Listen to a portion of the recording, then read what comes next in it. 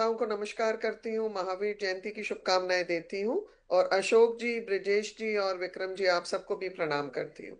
जी नमस्कार। देखिए, निश्चित रूप से भारतीय जनता पार्टी की तो कार्यप्रणाली रही है। हम प्रशिक्षण में बहुत विश्वास रखते हैं। प्रशिक्षण आधारित हमारी जो कार्य पद्धति है उसमें हम सुनिश्चित ये करते हैं कि उद्देश्य पूर्ति के लिए हमारे जनप्रतिनिधि काम करें, और उद्देश्य हर वर्ग का विकास हो, हर वर्ग का उत्थान हो।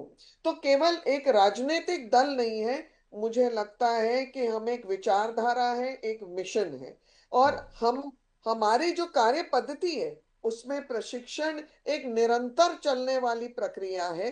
क्योंकि जितनी भी हमारी कार्य पद्धति है उसको निरंतर हम रीइंफोर्स करते रहते हैं हमारे कार्यकर्ताओं के बीच में। और कार्यकर्ता का मतलब ये नहीं है कि वो बूथ का कार्यकर्ता हो या जिले का नहीं हो। वाणी जी, आप अपने और कार्यकर्ताओं को क्या सिटी में सिखाते हो हर, इससे कोई लेना देना नहीं है। हम तो आज विधानसभा की बात कर रहे हैं। विधायकों को प्रशिक्षण दिया गया है जो नए मैं आए वही हैं। बोल रही हूँ।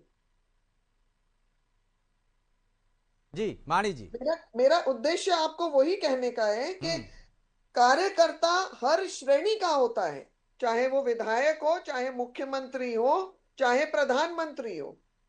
मूल रूप से भारतीय जनता पार्टी का हर वो कार्य पद्धति को संभालने वाला जो एक हमारी विचारधारा की जीवंत इकाई है, वो हमारा कार्यकर्ता है। और वो समाज के साथ, समाज के लिए समर्पित होता है, उसकी कार्य विस्तार के लिए समर्पित होता है।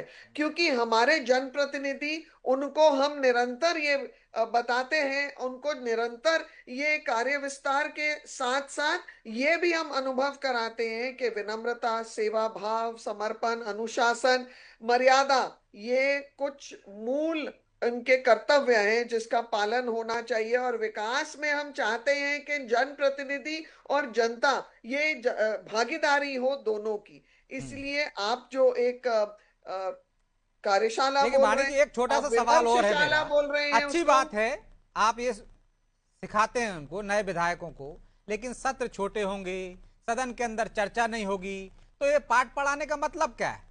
हाँ, तो वो अपनी बात ब्रिजेश रख जी, ही नहीं पाएंगे।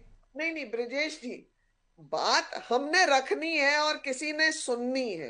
हम्म। तो अगर सुनने वाला सुनने को तैयार ना हो, हम्म। वो कार्य पद्धति को चलने ना दे, वो कार्य को सुनने ना दे, कार्य पर चर्चा ना चाहे, तो मुझे लगता है स्पष्ट और साफ हो गया कि उनका उद्देश्य क्या है। और उनको आप दोष नहीं दे सकते, हम्म। क्योंकि उनका जो कार्य करने का, उनका जो विधि विधान है वो तो बिल्कुल विपरीत है।